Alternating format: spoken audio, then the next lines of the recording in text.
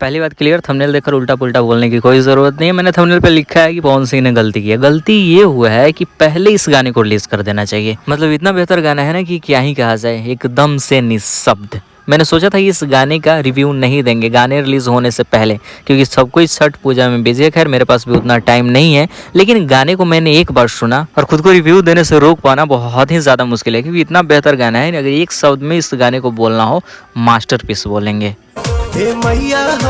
और कोई गाना ऐसे होता है कि एक बार सुनोगे उसी जगह पे पसंद आ जाएगा, 2-3 बार सुनने की ज़रूरत नहीं होगी। पुदीना गाने के साथ ऐसे हुआ था, खेसारी लाल यादव का गाना था नथुनिया, उसके साथ भी ऐसे ही हुआ था, और इस गाने के साथ ऐसे ही हुआ। और गलती इस जगह पे हो गया है कि इस गाने को पहले रिलीज़ कर देना चाहिए।